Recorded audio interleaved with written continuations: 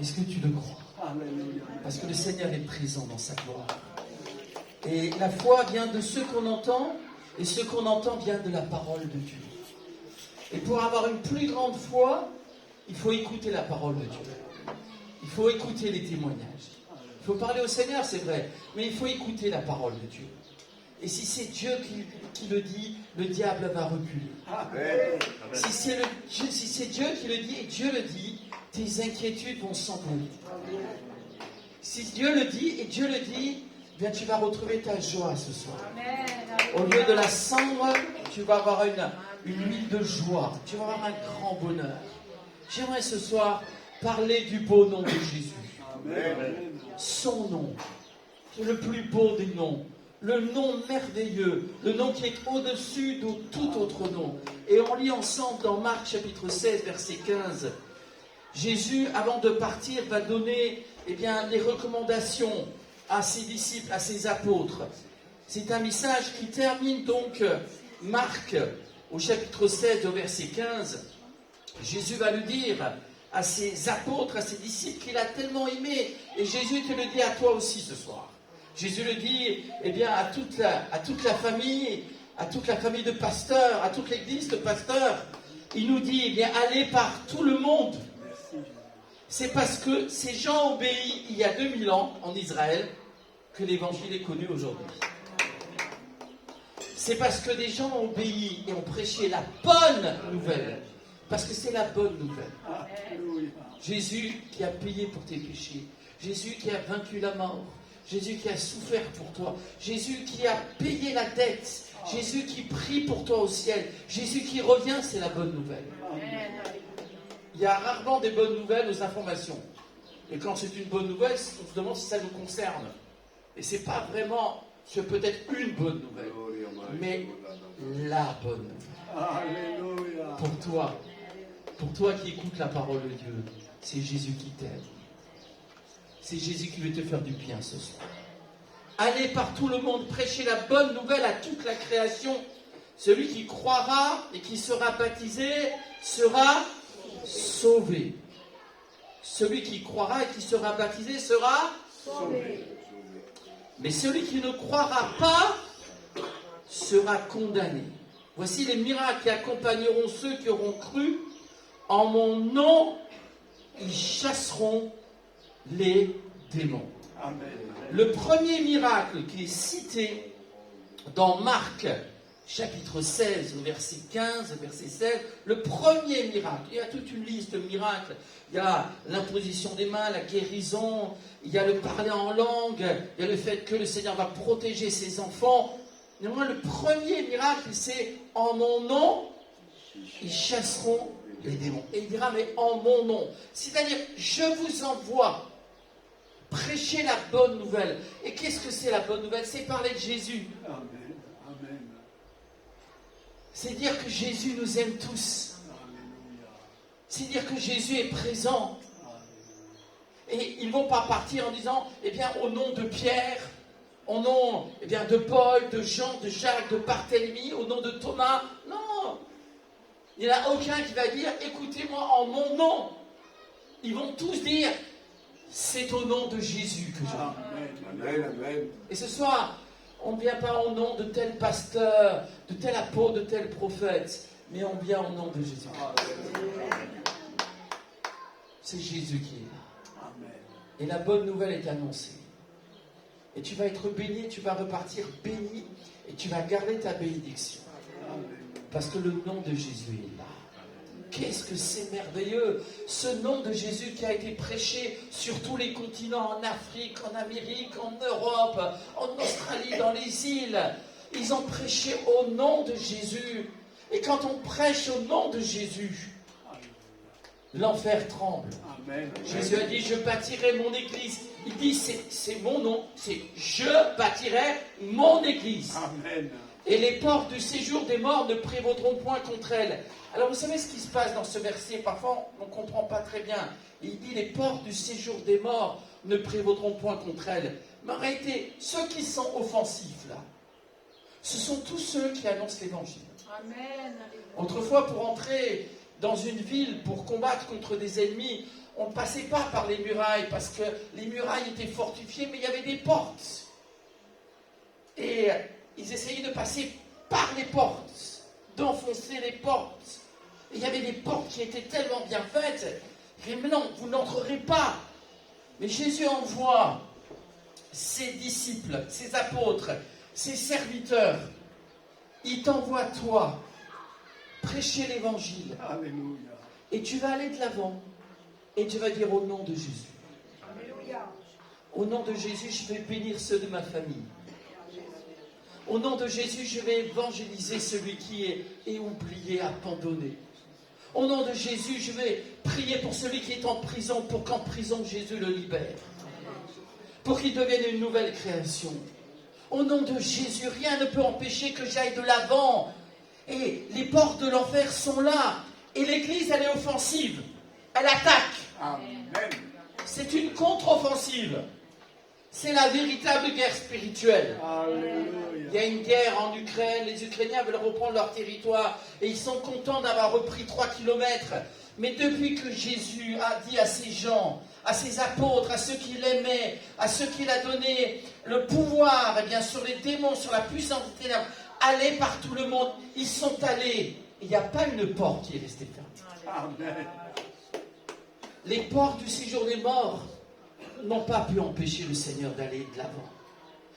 Ceux qui ont prêché l'évangile ont triomphé. Parce que ceux que vous lirez sur la terre, vous le connaissez ce verset, sera lié dans les cieux. Et ceux que vous délirez sur la terre, sera délié dans les cieux. Alors il y aura une guerre, il y aura un combat. Les chrétiens ont été persécutés. Hérode a fait exécuter Jacques, frère de Jean. C'est dans le livre des Actes des Apôtres, chapitre 12. Et il a fait enfermer Pierre. Et peut-être que le diable se disait, eh bien maintenant je vais te débarrasser de Pierre. Je suis débarrassé de Jacques. Je vais te débarrasser de Pierre. Et cette église, elle va reculer, elle va régresser. Mais l'église ne cessait d'adresser des prières en faveur de l'apôtre Pierre. Et Pierre est un homme de foi, il avait compris, il était prêt à mourir pour le Seigneur.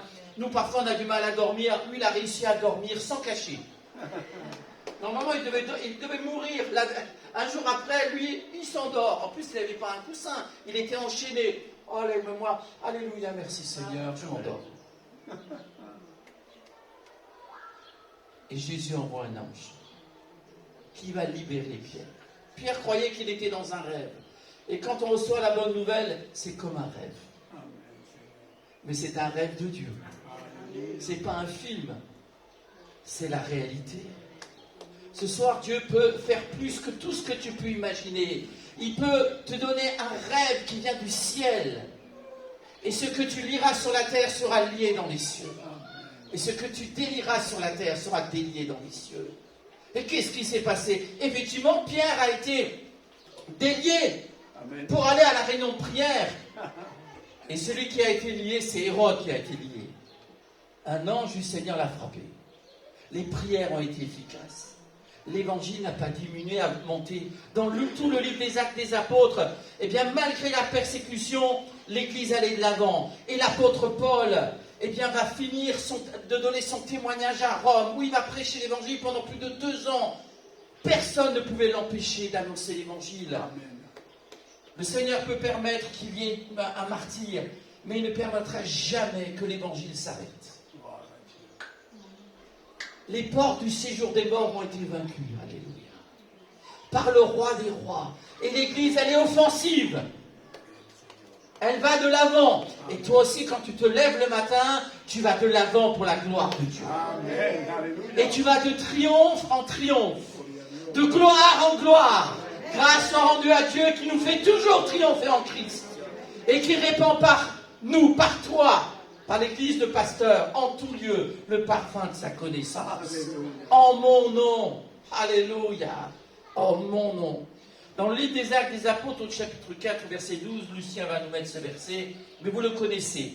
Le livre des Actes des Apôtres, au chapitre 4, verset 12, il dit, il n'y a sous le ciel aucun autre nom qui nous a été donné par lequel nous puissions être sauvés. C'est le nom qui sauve, le beau nom de Jésus. Ah non, Jésus n'est pas venu pour fonder une religion. Il n'a jamais dit bâtissez-moi une cathédrale. Il n'a jamais dit bâtissez-moi une église. Il a dit je bâtirai mon église. Amen. Amen.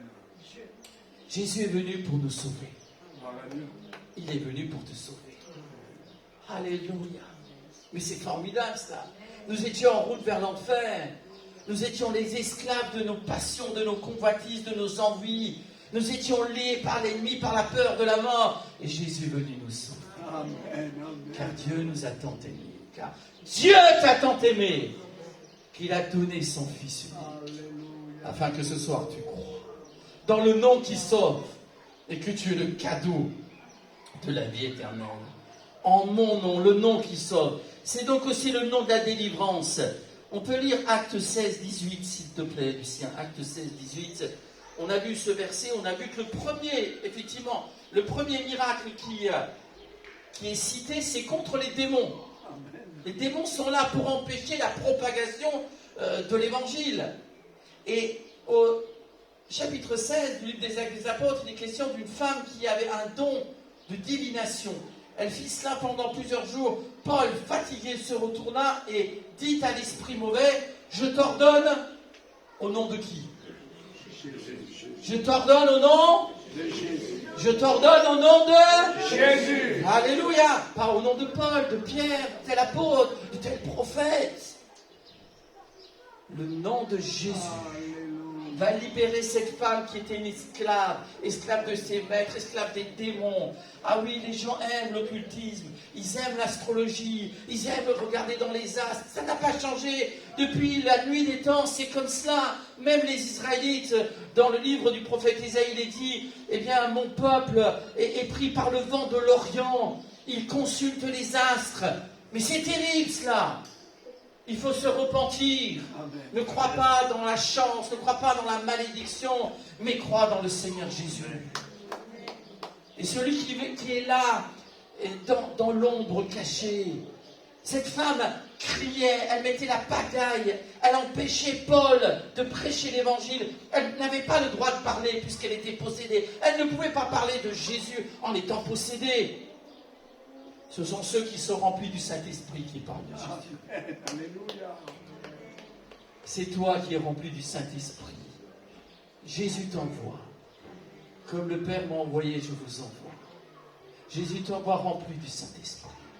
Les démons sont chassés. Et il va y avoir une grande persécution, mais Dieu va se servir de cela. Et grâce à la persécution, le gardien de prison va se convertir. Il y aura Lydie, le gardien de prison et de sa famille. Lydie, sa famille. Et il y aura cette femme. Alléluia. En mon nom, ils chasseront les démons. Amen. Le nom de Jésus, c'est le nom qui sauve. C'est le nom de la délivrance. Bien sûr, c'est aussi le nom qui guérit. Dans Acte 3, verset 4, Acte chapitre 3, verset 4, verset 6. Lorsque Pierre et Jean sont ensemble, ils sont ensemble pour l'évangile de Jésus-Christ. Ils sont différents dans leur caractère, ils sont différents dans leur ministère, ils sont différents dans les champs qu'ils vont cultiver ou dans le travail qu'ils vont faire, mais ils sont ensemble parce qu'ils sont unis par Jésus-Christ. Amen. Amen. Et ce soir, le Seigneur veut tous nous unir. Alléluia.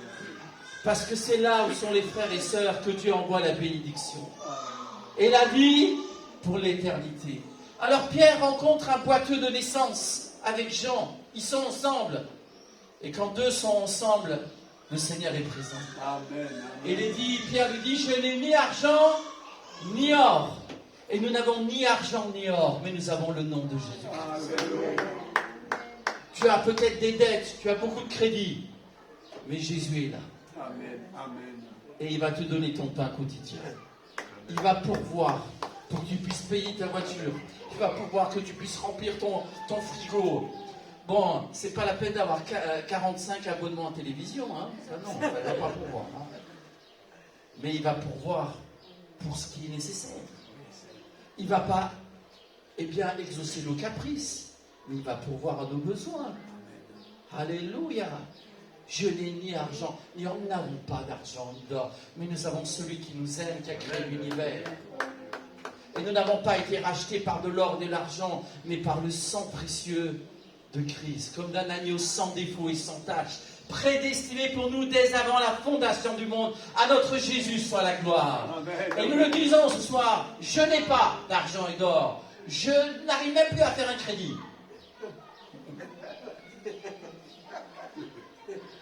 Je vois qu'on se comprend, hein.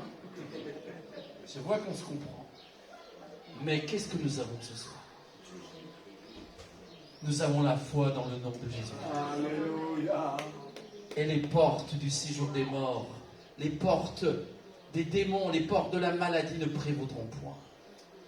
D'ailleurs, ce boiteux était assis à la porte belle du temple. Et à la porte belle du temple, elle était belle cette porte, mais lui, il était boiteux de naissance. Et la bonne nouvelle est annoncée. Alléluia. Et cette porte de la maladie va s'effondrer. Je te le donne au nom de Jésus-Christ de Nazareth, le méprisé. Peut-il venir quelque chose de bon de Nazareth? Au nom de ce Jésus que tout le monde a méprisé. Au nom de ce Jésus qui a tellement souffert, qui a été appelé l'homme de souffrance. Au nom de ce Jésus qui a été oublié. Au nom de ce Jésus qui a été maltraité, au nom de ce Jésus qui a reçu la couronne d'épines, au nom de ce Jésus qui a été frappé par son Père, Eloi, Eloi, lama sabachthani, au nom de Jésus-Christ, toi qui es boiteux, lève-toi. Et ce soir, j'aimerais te dire, toi qui es boiteux, toi qui n'arrives pas à te lever pour Jésus-Christ, le Seigneur te guérit ce soir. Amen. Arrête de regarder les autres vivre et aller dans le temple. Lève-toi, va adorer Jésus dans le temple. Dieu ne t'a pas créé pour que tu restes assis et que tu regardes les autres, que tu mendis. Dieu te donne son Fils et son Fils te relève. Nous étions assis dans les ténèbres, mais une merveilleuse lumière est venue. Alléluia.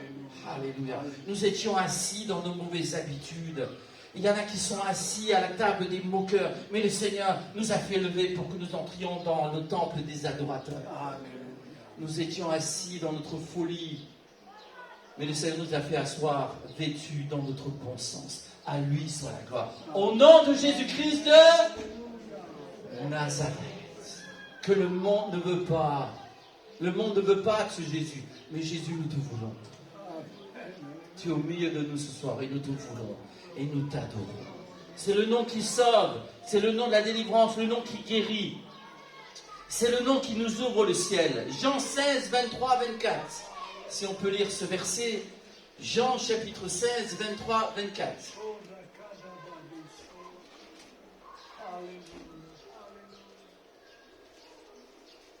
Jésus a révolutionné la vie de prière de ses apôtres quand il a dit « il faut prier en mon nom ». Pour nous, c'est évident. Mais à l'époque, on priait Dieu avec crainte. Et on s'approchait en ayant fait tous les sacrifices. Et voici que le Seigneur dit maintenant, vous n'allez plus vous approcher à travers les sacrifices. Vous allez prier en mon nom.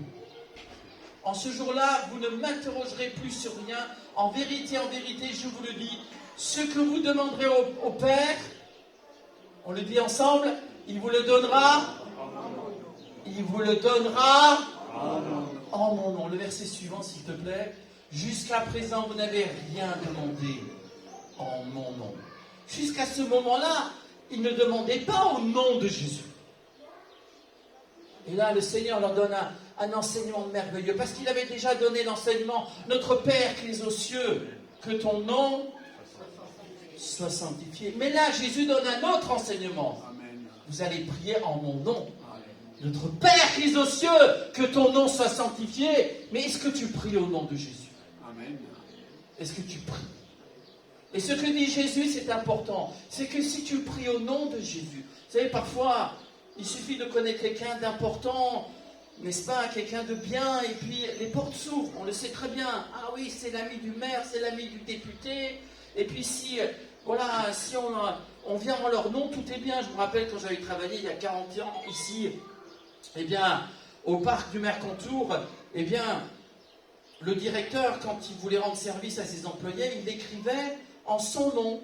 Et tous ses amis étaient les plus haut placés. Quand il écrivait, lui, tiens, tout se débloquait. Il venait tout de suite venir mettre l'électricité, refaire ceci, etc. Parce que c'était le directeur du Mercantour qui écrivait à ses collègues qui étaient bien placés. Et ça a un côté injuste.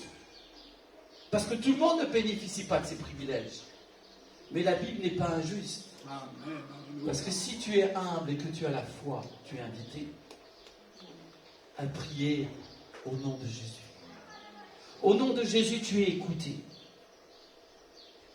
Il y a tellement de gens qui n'écoutent plus. Ils sont tout le temps sur leur portable.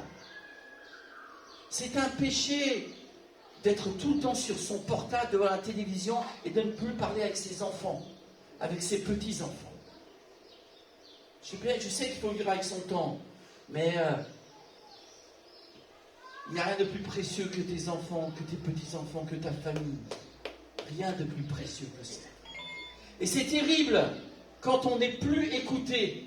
Quand personne n'écoute. Ah, je ne peux pas t'écouter là, je suis en train, il faut que j'envoie un SMS à quelqu'un qui est. J'ai un ami chinois là. Et toi, tu es à 1 mètre, mais je m'en fiche de toi. Parce que moi, ce qui compte, c'est l'ami chinois. Hein. Ou l'ami indien. C'est quoi ça? Tu aimeras ton prochain comme toi-même. C'est mal poli. Mais fais-le taire. Le portable, ça peut être très utile. Mais ça peut aussi t'emmener dans un faux monde.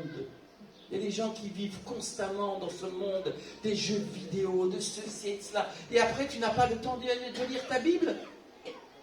Et après, ta foi n'est pas fortifiée. C'est du péché, cela. Au nom de Jésus, mon Père m'écoute. Reviens dans la vraie vie. Peut-être que tu as connu adultère avec l'image. On est dans un monde d'images. Les gens vivent devant les écrans. Mais sors, regarde les étoiles, regarde l'écran de Dieu, regarde les étoiles que Dieu a créées. Regarde la mer, regarde les montagnes. Regarde-toi, regarde ta vie elle est précieuse. Que le diable ne te vole pas ta vie, la vraie vie. Ce qui compte. Parce que les gens, on a fait une moyenne, les gens passent des heures devant leur portable par jour, devant la télé. Alors, si on passait le même temps en lisant la Bible, les portes du séjour des morts ne prévaudraient point contre nous. Parce que notre foi s'est fortifiée. Ici, il est dit qu'on est écouté. Ici, il est dit qu'on est exaucé. Vous recevrez. Et ici, il est dit, votre joie sera parfaite. Alléluia.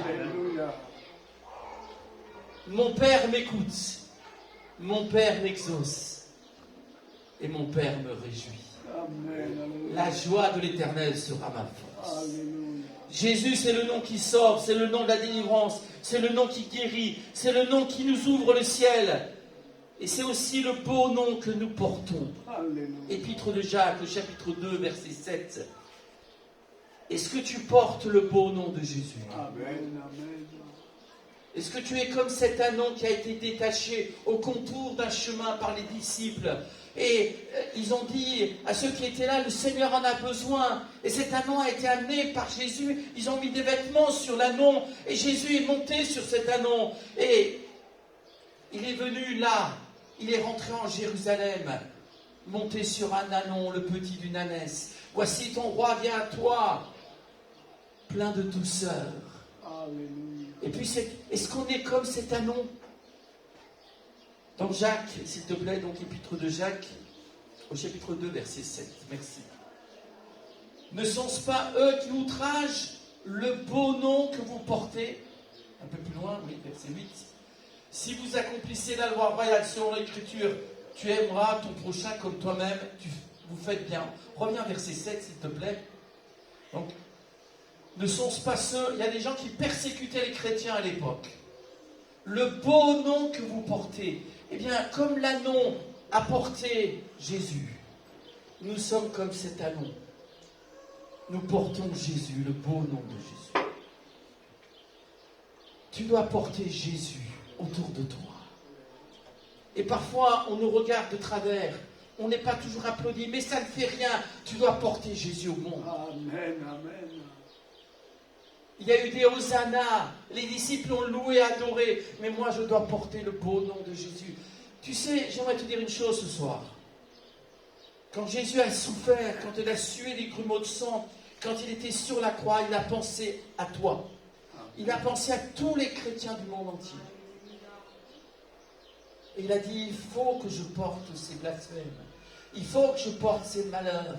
Il faut que je porte sa rébellion. Il faut que je le réconcilie avec mon Père. Il a pensé à toi, le Seigneur. Alléluia. Il t'a porté. Il a porté ton nom. Il a porté ta famille. Alléluia. Et quand il s'est donné. Parce que le plus grand miracle, c'est quand il s'est donné sur la croix. Alléluia. Le plus grand miracle, c'est quand il s'est donné pour toi. Et quand il a dit, voici, tout est accompli. Ça voulait dire, j'ai tout porté. J'ai reçu tous les jugements sur moi. J'ai reçu toutes les rébellions en moi.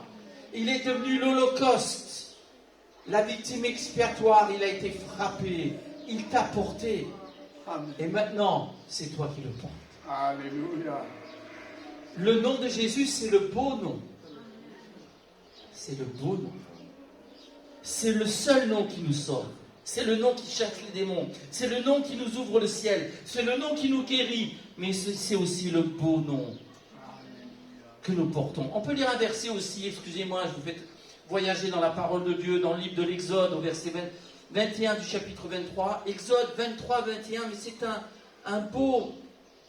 c'est un beau verset qui nous parle de Jésus.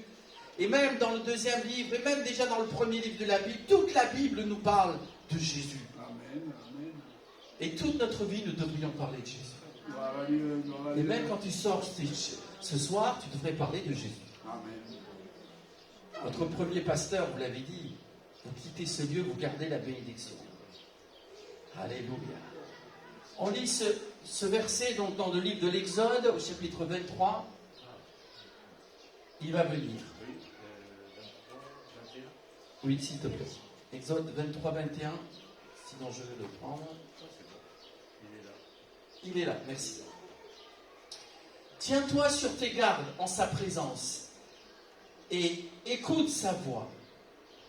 C'est le Seigneur qui dit qu'il enverra un ange, mais dans le sens d'envoyer, parce que Jésus c'est l'ange de l'Éternel dans l'Ancien Testament. Il dit qu'il faut écouter sa voix, ne lui résiste point, parce qu'il ne pardonnera pas vos péchés. Si on résiste à Dieu, si on rejette Jésus, on est perdu. Et ce qui m'intéresse, c'est la fin de ce verset. Car mon nom est en lui. Toute la personnalité, tout le caractère et toute la puissance de Dieu était en Jésus-Christ. Toute la plénitude de Dieu habitait corporellement en Jésus-Christ. Jésus est Dieu fait homme. Il est Dieu fait homme. La convoitise des hommes va passer. Leurs milliards, leurs millions de dollars vont passer. Là, il y a un joueur de foot français qui va signer dans un pays où il y a beaucoup d'argent. Il va gagner des centaines de millions d'euros. Il y a une convoitise. Parce qu'on tape dans un ballon, on va gagner des millions d'euros. Mais tout cela va disparaître. Mais celui qui fait la volonté de Dieu, il demeure éternellement. Toute la plénitude de la divinité était en Jésus. Et Jésus vivait au jour le jour. Il n'avait pas de l'or, de l'argent autour. Il n'avait pas des caravanes de richesses. Il n'avait pas tout cela. Il est venu humblement. Il est né dans l'humble demeure à Bethléem. Et il n'avait même pas une tombe à lui. Et pourtant, il était propriétaire de l'univers. Il était le propriétaire de l'univers. Toute la puissance de Dieu était en Jésus, toute la personne de Dieu, le caractère, la plénitude de la divinité. Nous ne prêchons pas une religion, nous prêchons Dieu. À lui soit la gloire. Amen. Le nom du Père était pleinement en Jésus. Et c'est pour cela que nous pouvons dire, Jean 10, 30, moi et le Père, nous sommes un. Christ pouvait le dire. Et puis, aussi dans 1 Pierre 4, 16, c'est le nom pour lequel nous souffrons. Il y a des gens, peut-être c'est ton cas, tu souffres parce que tu as triché, parce que tu t'es mal conduit. La dernière fois, j'ai pris quelqu'un en stop et il m'a expliqué que voilà, il n'avait plus son permis parce qu'il n'a pas fait attention, et puis il y a ceci et cela, donc il n'a plus de permis. Et si on agit mal, parfois, souvent même on souffre. On ne souffre peut-être pas tout de suite, mais on va finir par souffrir. Si tu passes ta vie à boire ou à fumer, tu vas ton corps va souffrir. Avant l'heure, tu vas te voler toi-même des années de ta vie. Le péché amène à une certaine souffrance. Moi, je préfère souffrir pour le nom de Jésus-Christ. Amen, Seigneur, amen. S'il faut souffrir, souffrons pour le Seigneur. Amen. Parce qu'il a souffert pour nous sauver. Mais nous souffrons parce que nous l'aimons.